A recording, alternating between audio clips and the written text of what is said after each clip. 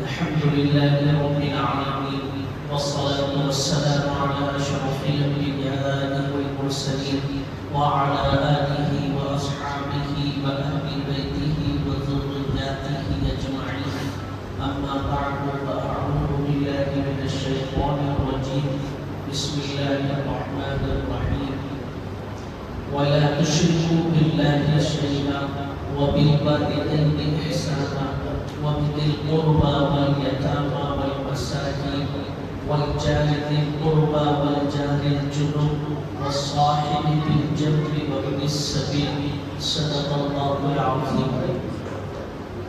محترم بزرگوں، عزیز دوستوں اور دینی بھائیوں، جہاں ایک انسان اس دنیا کے اندر بہت سے مسائل سے دوچار ہوتا ہے، کبھی اپنے گھریلو مسائل سے، کبھی کاروبار اور تجارت کے مسائل سے، کبھی لین دین کے مسائل سے، اور کبھی اپنے افراد خاندان، عزیز و اقارب کے مسائل سے دوچار ہوتا رہتا ہے۔ اس کے دل دماغ کے اندر یہ چیزیں چلتی رہتی ہے، تو وہی جو سب سے بڑا مسئلہ اس کو درپیش ہوتا ہے وہ اس کے اپنے پڑوسیوں کا بھی ہوتا ہے۔ پڑوسیوں سے بھی بہت سے مسائل اس کو پیش آتے ہیں، کبھی پارکنگ کو لے کر کے، کبھی بچوں کے شور شرابے کی وجہ سے، کبھی ساز و سامان کے نقصان پہنچ جانے کی وجہ سے، کبھی گھر کے اندر کچرا، کوڑا، دھول وغیرہ کے آنے کی وجہ سے کہیں بھی انسان کو پڑوسیوں سے چھٹکارا محسوس نہیں ہوتا۔ یہ بات اچھی طرح ذہن میں رہنی چاہیے کہ اسلام ایک ایسا جامع مذہب ہے کہ انسان کی زندگی کے ہر گوشے اور ہر شوشے سے متعلق مذہب اسلام نے حقوق بیان کیے ہیں۔ جہاں اللہ کے حقوق ہیں، جہاں بندوں کے حقوق ہیں، والدین کے حقوق، بچوں کے حقوق، بیوی کے حقوق، شوہر کے حقوق ہیں، اسی طرح مذہب اسلام میں پڑوسیوں کے بھی حقوق ہیں۔ اللہ کے نبی صلی اللہ علیہ وسلم کو بار بار پڑوسیوں کے حقوق کے بارے میں تعلیم دی گئی اور بتایا گیا۔ حدیث پاک میں رسول پاک صلی اللہ علیہ وسلم نے فرمایا، اتنی دفعہ جبریل امین نے تاکید کے ساتھ پڑوسیوں کے حقوق بتائے کہ مجھے اندیشہ ہونے لگا کہیں پڑوسیوں کو وارثین میں شمار نہ کر لیا جائے۔ اتنی بڑی تاکید، اور اسلام میں جہاں یہ بات بتائی گئی کہ نیک بیوی انسان کے لیے خوشبختی، سعادت مندی ہے، وہی یہ بات ہے کہ نیک پڑوسی کا ملنا بھی سعادت مندی ہے، اس کے لیے خوشبختی ہے۔ اللہ کے نبی صلی اللہ علیہ وسلم نے فرمایا، انسان کے لیے 3 چیزیں قابل رشک ہے، اور وہ 3 چیزیں اس کے لیے نیک بختی کی علامت ہے۔ اس میں فرمایا، سب سے پہلے کشادہ گھر، اچھا مکان اس کو مل جانا، رہنے کے لیے اس کا گزارا ہو جانا، یہ نیک بختی کی علامت ہے۔ اور دوسری چیز فرمایا، اچھا پڑوسی مل جانا، یہ بھی نیک بختی کی علامت ہے۔ اور تیسری چیز فرمایا، اچھی نیک صالح بیوی ملنا، یہ بھی نیک بختی کی علامت ہے۔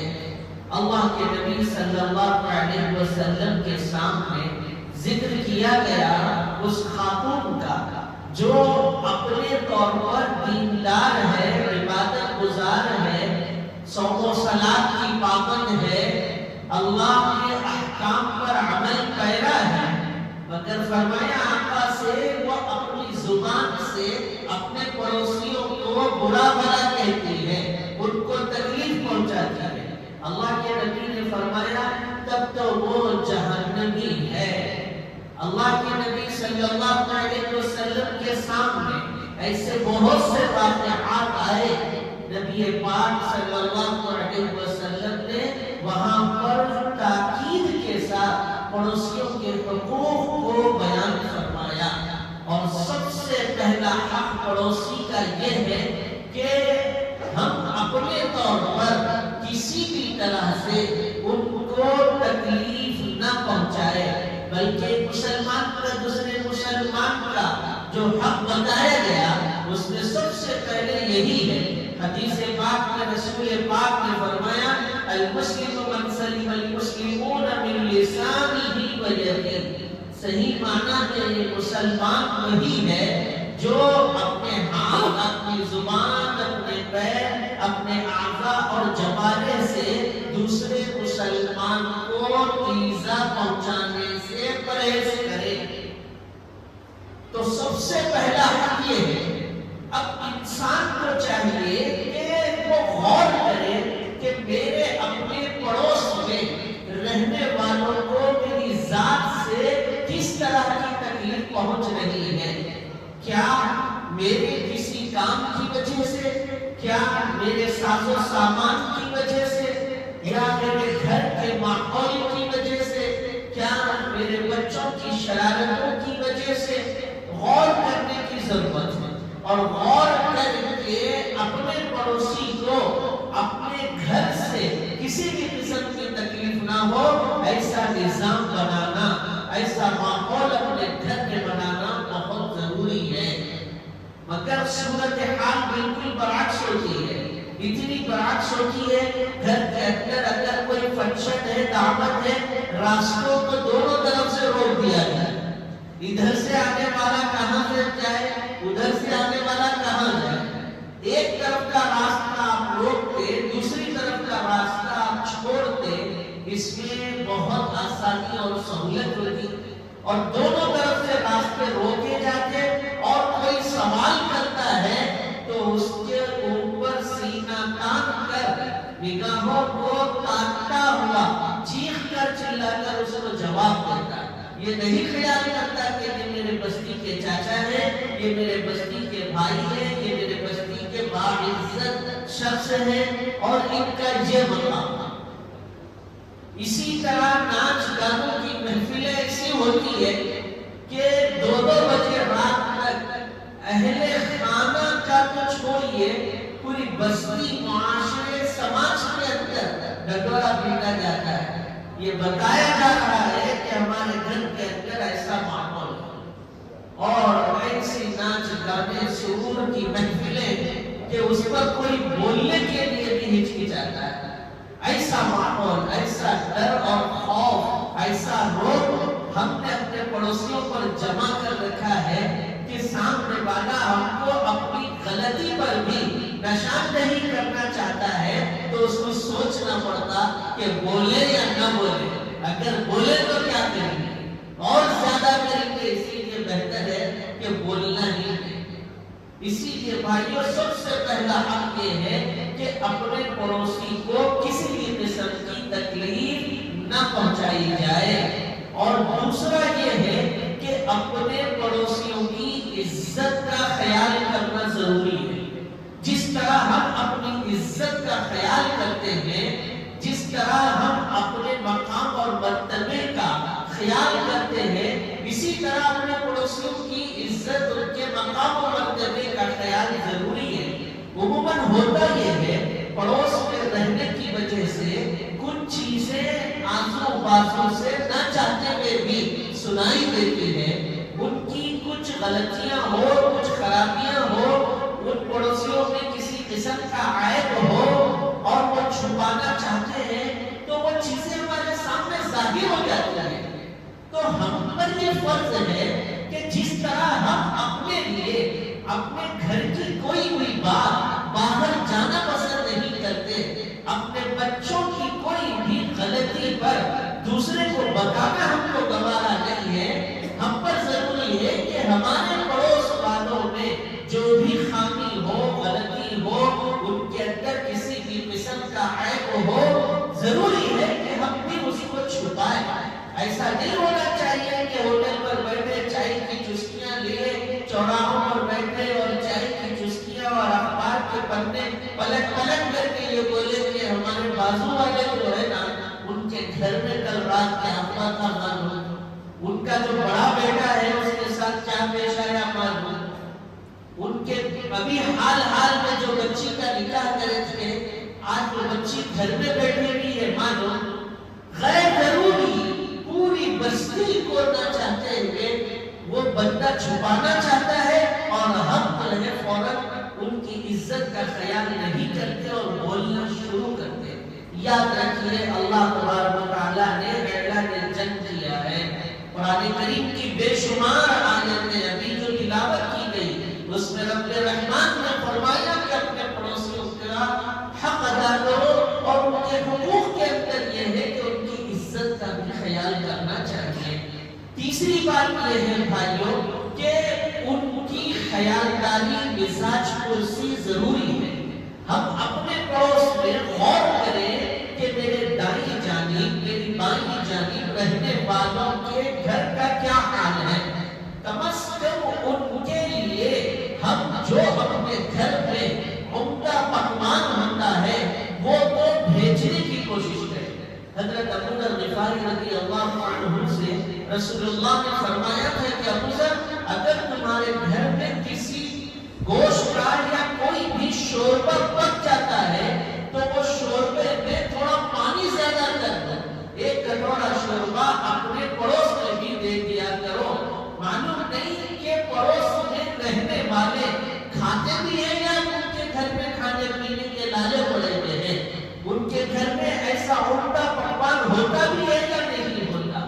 میرے بھائیوں کہیں تحریر میں نے ایک واقعہ پڑھا کہ چھوٹا سا بچہ ہے اور وہ رو رہا ہے، اتنا رو رہا ہے کہ اماں نے پوچھا کیوں تم رو رہے ہو؟ تو وہ رو رو کر کے دعا کر رہا کہ امی جان میرے بڑے بھائی جو بیمار ہیں میری دعا ہے کہ وہ جلدی مر جائے، ان کو موت ہو جائے۔ ماں پریشان بچے کو ڈانٹنے لگی، غصہ کرنے لگی، یہ تیرا بھائی ہے، بڑا بھائی ہے، باپ داخل ہے، پہلے ہی تیرے باپ دنیا میں نہیں ہے اور تجھ پر یہ سایہ ہونے والا، تو اپنے ہی سایے کے ختم ہو جانے کے لیے دعا کر رہا ہے۔ اس کی طبیعت کے صحیح ہونے کی دعا کے بجائے اس کے طبیعت سے کیا موت کی دعا کر رہا ہے۔ ڈانٹا اور ماں نے غصے سے ڈانٹا۔ بچے نے کہا کہ امی جان میں یہ دعا اس لیے کر رہا ہوں کہ ابا جس وقت انتقال کر گئے تھے تو سامنے والے انکل نے 3 دن ہمارے گھر میں روزانہ پکوان پکا کر کے ناشتہ اور ہم کو ٹفن بھیجا تھا۔ میں یہ دعا اس لیے کر رہا ہوں کہ 3 دن تو گزر گئے، اب جب سے کھانے پینے کے لالے پڑے امی جان میرا بھائی بھی اگر مر جائے تو ایک وقت کی روٹی مجھے نصیب ہو جائے۔ یہ ہمارے مسلم معاشرے اور سماج کا حال ہے۔ انتقال ہو جاتا ہے، خبر تک نہیں ہوتی، احساس تک نہیں ہوتا، جبکہ رسول اللہ کا دور ایسا تھا کہ ایک صحابی مسجد میں بھی نہیں آتا، پیغمبر علی نبینا علیہ الصلوۃ والتسلیم اس کی پوری تحقیق کرتے اور فرماتے کہ وہ فلاں نظر نہیں آتا۔ کیوں نظر نہیں آتا؟ کیا وجہ ہے؟ پھر جو وجہ ہوتی تھی، جو ضرورت ہوتی تھی اس کو پورا کر دیا گیا۔ یہ تعلیم ہے، یہ ہدایت ہے آپ کے نبی محمد عربی کی، اور ہم ان کے ماننے والے۔ ہمارا حال یہ ہے بھائیوں، پڑوسی کو چھوڑے اپنے گھر کی خوشیوں میں اپنے قرابتدار رشتے داروں کو بھی شامل نہیں کر رہے، اپنے سگے بھائی بہنوں کو بھی شامل نہیں کر رہے۔ گھر کے اندر خوشی کا ماحول ہے، دوستوں کو بلانا پسند کرتا ہے، سسرالی رشتے داروں کو بلانا پسند کرتا ہے، اپنے بہنوئی کے گھر کے افراد کو بلانا پسند کرتا ہے، مگر سگے بھائی کو، سگی ماں کو، سگے باپ کو اور سگی بہن کو اپنے دسترخوان پر شریک کرنا پسند نہیں کرتا۔ کیسا تو مسلمان ہے، کیسا تو کلمہ کو ہے، کیسے تو نے قرآن کریم کو اپنے لیے مذہبی کتاب مانا ہے۔ صرف زبان سے بول لینا یہ کافی نہیں، دل سے اقرار کر لینا یہ کافی نہیں، جتنا آپ دل سے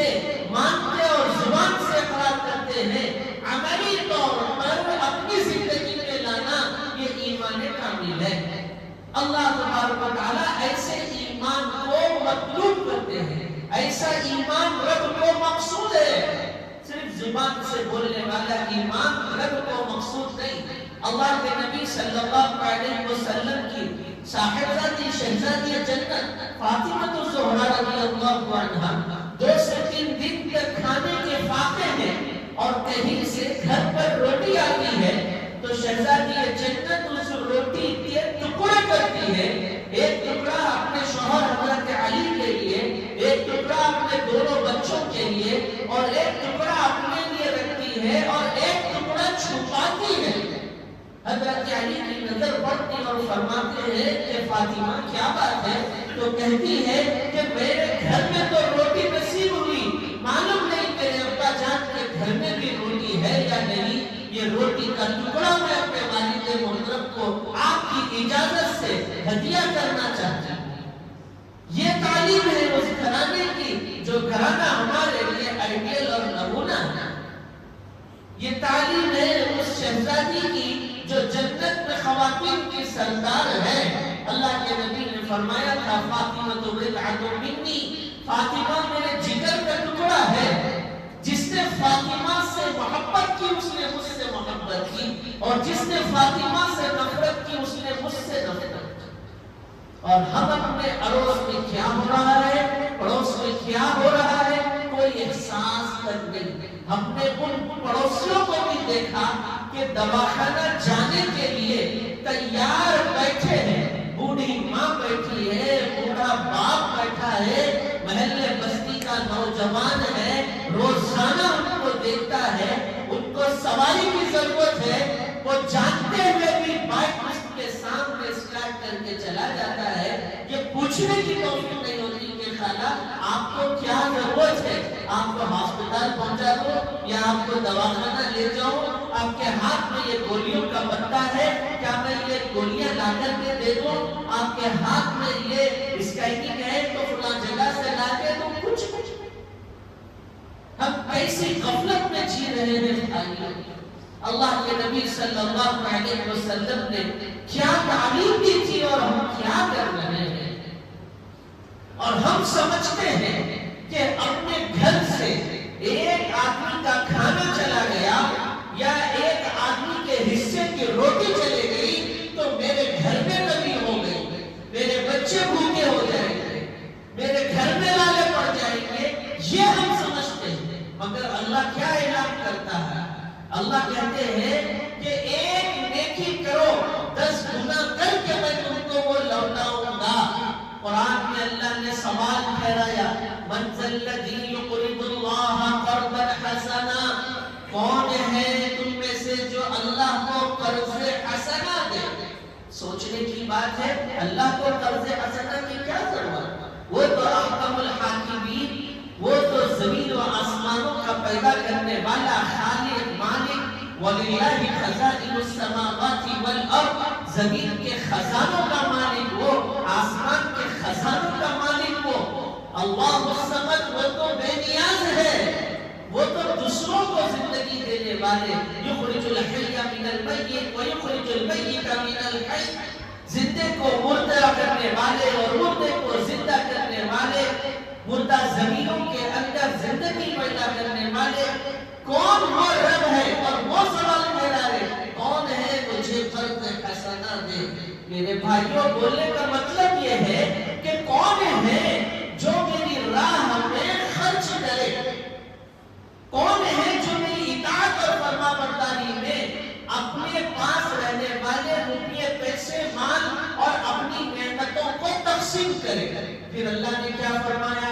اگر تم ایسا کرتے ہو فَيُضَاعِفَهُ لَهُ أَضْعَافًا كَثِيرًا، اللہ اتنا دگنا، 3 گنا، 4 گنا، 700 گنا اور اتنا گنا کر کے اس کو دیں گے کہ اس کو احساس اور شعور بھی نہیں رہے گا۔ میرے بھائیوں، یہ تعلیم کیوں دی گئی قرآن کریم کے اندر؟ رابعہ بصریہ کا واقعہ مجھے یاد آتا ہے۔ وقت کی ولی صفت خاتون اور ان کے گھر کے اندر کھانا نہیں، خادمہ بھوکی ہے، وہ خود بھوکی ہے، ان کے دروازے پر دستک دی جاتی ہے اور سائل یہ پوچھتا ہے کہ بی بی جان کوئی روٹی روکھی سوکھی ہو تو دے دے، میں بہت بھوکا ہوں۔ خادمہ تلاشتی ہے اور کہتی ہے کہ ہمارے گھر میں کچھ نہیں۔ رابعہ بصریہ کہتی ہے کہ کوئی سائل جب ہمارے گھر پر آیا ہے اس کو خالی ہاتھ لوٹانا مناسب نہیں، ڈھونڈو تلاشو، کوئی روکھی سوکھی روٹی بھی مل جائے اس کو دے دو۔ میرے بھائیوں لکھا ہوا ہے کہ ایک محراب کے اندر روٹی کا ٹکڑا ہوتا ہے اور وہ روٹی خادمہ لاتی ہے۔ رابعہ بصریہ اپنے خادمہ سے کہتی ہے کہ یہ سائل کو دے دو، تو خادمہ بولتی ہے کہ بی بی جان آپ بھوکی ہے، میں بھوکی ہوں، گھر کے اندر اناج نہیں، کھانے پینے کی چیزیں نہیں، اگر یہ روکھی سوکھی روٹی بھی ہم دے دیں گے تو ہم کیا کھائیں گے؟ رابعہ بصریہ یہ کہتی ہے کہ دیکھو فی الوقت سائل کو دے دو، کھلانے والا اللہ ہے۔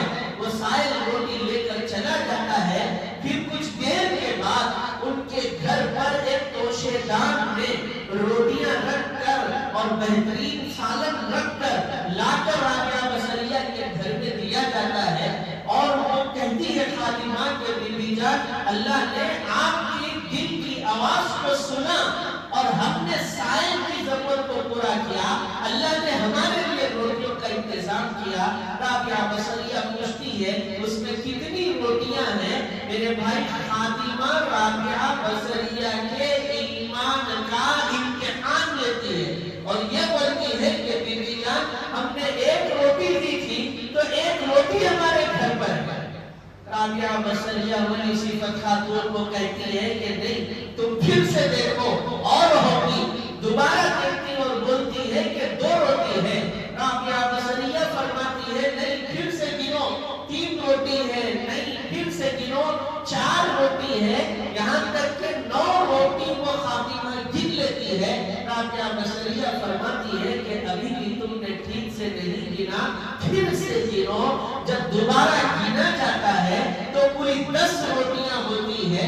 خادمہ حیران اور فرماتی ہے کہ آپ کو اتنا یقین اور ایمان میں سے کیا پختگی کہ 10 مرتبہ میں نے 10 روٹیاں ہی گنی، مگر بار بار آپ سے ایک ایک روٹی کر کے میں نے بڑھایا، آپ نے اپنی بات سے ذرا برابر بھی نہ اکھلتے ہوئے دوبارہ گننے کو کہا۔ تو رابعہ بصریہ کیا فرماتی ہے بھائیوں؟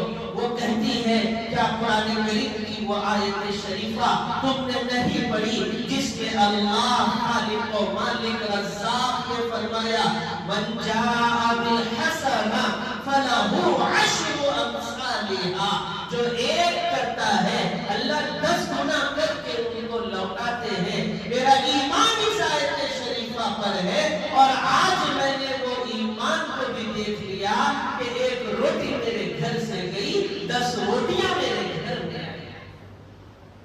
یہ مزاج تھا اور آج بالکل برعکس ہے۔ کہاں کمی ہو جاتی ہے، کیا ہو جاتی ہے؟ بچا کے رکھنا، بچے کے فیوچر کے واسطے رکھنا، بچے کو فلاں وقت کام میں آتا ہے اس لیے اٹھا کے رکھنا، اتنا رکھ رہا ہے، اتنا رکھ رہا ہے بینک والے ختم کر دیں، اور اتنا رکھ رہا ہے کہ موت آ جاتی ہے یا موت سے پہلے بیمار پڑ جاتا ہے، دواخانے والے کھا جاتے ہیں، اور جب مر کر دنیا سے جا رہا ہے تو وہ رکھی ہوئی پراپرٹی زمین جائیداد پر لڑائی اور جھگڑے ہو رہے ہیں۔ میرے بھائی جو آپ راہ اللہ میں دیتے ہیں وہی آپ کو کام میں آنے والا ہے، اور وہی چیز کل بروز محشر آپ کے لیے باعث مغفرت ہے۔ اگر آپ جمع کر کے چھپا کر کے رکھیں گے اور یہ سمجھیں گے کہ کسی کو نہیں معلوم، صرف مجھے معلوم، تو جاننے والا جانتا ہے۔ اسی لیے بھائیوں پڑوسیوں کا بھرپور خیال کیجئے اور ان کا احترام کیجئے۔ اللہ کے نبی صلی اللہ علیہ وسلم کی تعلیمات میں ایک بات ملتی ہے، وہ بول کر بات کو ختم کرو۔ اللہ کے نبی صلی اللہ علیہ وسلم نے جو تعلیم دی ہے اس میں بتایا 3 طرح کے پڑوسی ہوتے ہیں۔ ایک وہ ہے جو اپنے قرابت دار ہے، رشتہ دار ہے، عزیز و قریب ہے، دوست و احباب میں رشتہ دار قرابت دار والے۔ دوسرا فرمایا کہ وہ لوگ ہیں جو جو ہمیشہ کے لیے ہمارے ہمسایہ ہیں، یعنی مستقل ہمارے پڑوسی میں رہتے ہیں، اور ایک تیسرا پڑوسی وہ ہے جو عارضی طور پر ہمارے ساتھ آتا ہے، بیٹھتا ہے، کھاتا پیتا ہنستا بولتا ہے، 1 گھنٹہ آدھا گھنٹہ ملاقات پھر چلا جاتا ہے، وہ بھی پڑوسی، تو اس کا بھی خیال کرنا ہے، اور جو قرابت دار رشتے دار ہے ان کا بھی خیال کرنا ہے، اور جو ہمارے ہمیشہ کے ہمسایہ ہے ان کا بھی خیال کرنا ہے۔ اللہ سے دعا ہے کہ اللہ پاک ہمیں توفیق عمل نصیب فرمائے۔ وآخر دعوانا الحمدللہ رب العالمین۔ جو حضرات سنت